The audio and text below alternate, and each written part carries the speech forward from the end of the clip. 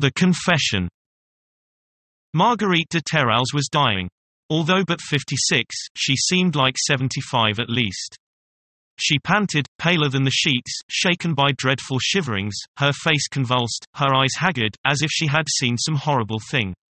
Her eldest sister, Suzanne, 6 years older, sobbed on her knees beside the bed.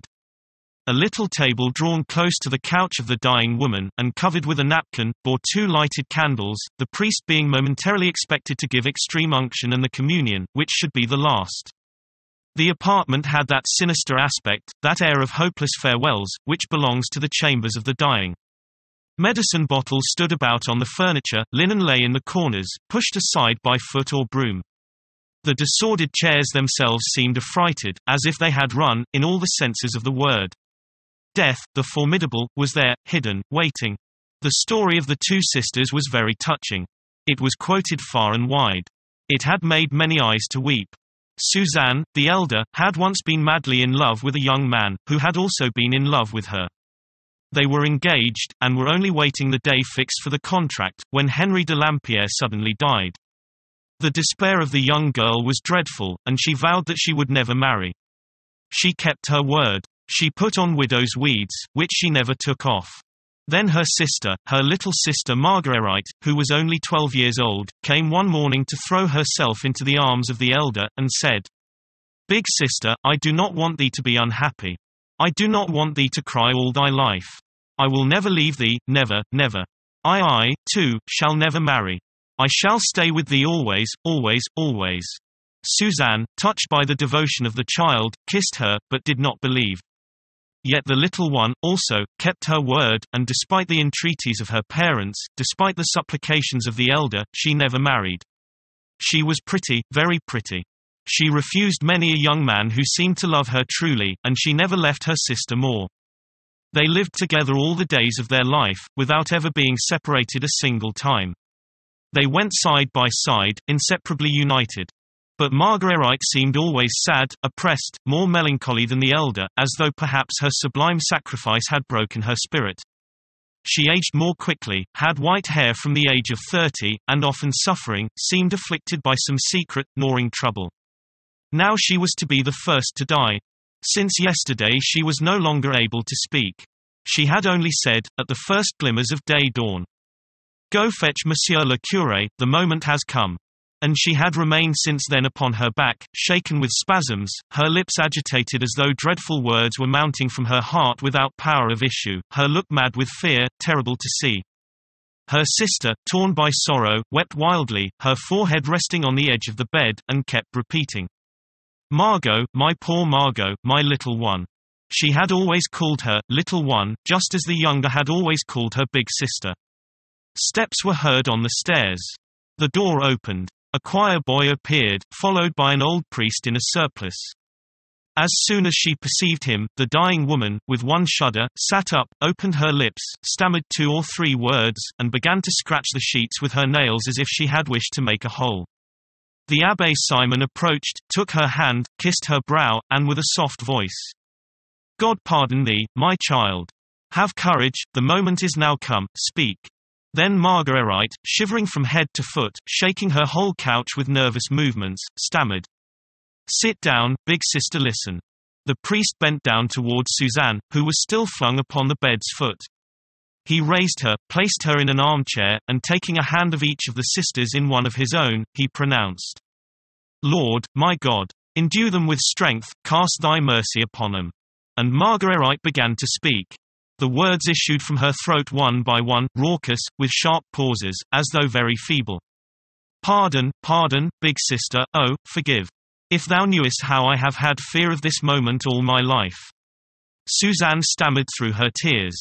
"Forgive thee what, little one? Thou hast given all to me, sacrificed everything. Thou art an angel." But Marguerite interrupted her. "Hush, hush. Let me speak, do not stop me. It is dreadful, let me tell all to the very end, without flinching. Listen. Thou rememberest Henri." Suzanne trembled and looked at her sister. The younger continued, "Thou must hear all, to understand. I was 12 years old, only 12 years old. Thou rememberest well, is it not so? And I was spoiled, I did everything that I liked. Thou rememberest, surely, how they spoiled me. Listen. The first time that he came he had varnished boots. He got down from his horse at the great steps, and he begged pardon for his costume, but he came to bring some news to Papa. Thou rememberest, is it not so? Don't speak, listen. When I saw him I was completely carried away, I found him so very beautiful, and I remained standing in a corner of the salon all the time that he was talking.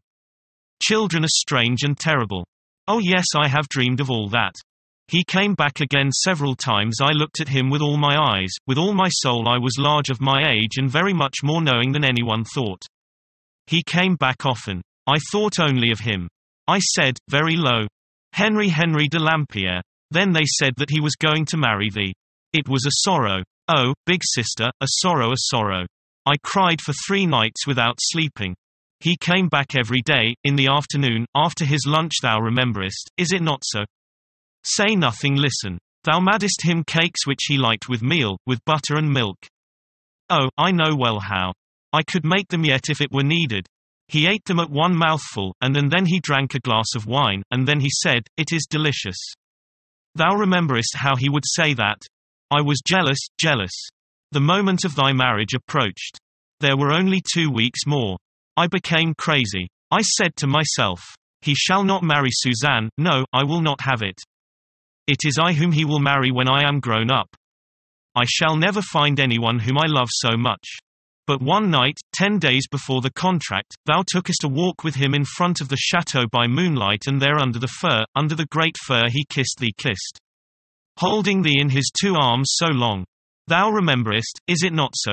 It was probably the first time, yes, thou wast so pale when thou earnest back to the salon. I had seen you too. I was there, in the shrubbery. I was angry. If I could I should have killed you both.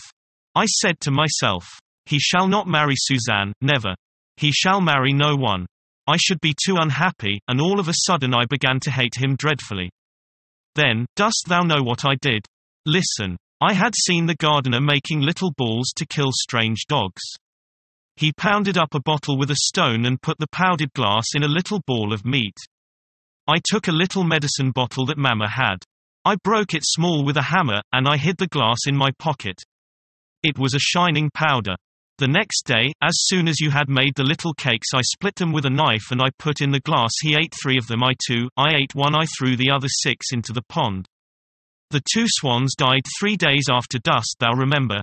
Oh, say nothing, listen, listen. I alone did not die, but I have always been sick. Listen, he died, thou knowest well. Listen, that is nothing. It is afterwards, later, always the worst. Listen. My life, all my life, what torture. I said to myself, I will never leave my sister.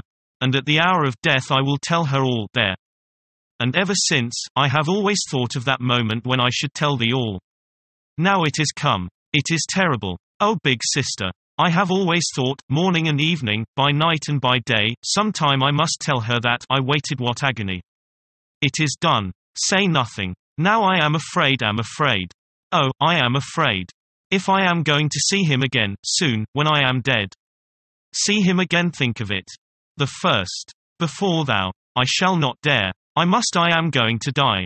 I want you to forgive me. I want it. I cannot go off to meet him without that.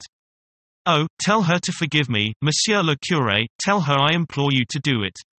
I cannot die without that. She was silent, and remained panting, always scratching the sheet with her withered nails. Suzanne had hidden her face in her hands, and did not move. She was thinking of him whom she might have loved so long. What a good life they should have lived together. She saw him once again in that vanished bygone time, in that old past which was put out forever. The beloved dead, how they tear your hearts. Oh, that kiss, his only kiss. She had hidden it in her soul. And after it nothing more her whole life long. All of a sudden the priest stood straight, and, with a strong vibrant voice, he cried, Mademoiselle Suzanne, your sister is dying. Then Suzanne, opening her hands, showed her face soaked with tears, and throwing herself upon her sister, she kissed her with all her might, stammering, I forgive thee, little one.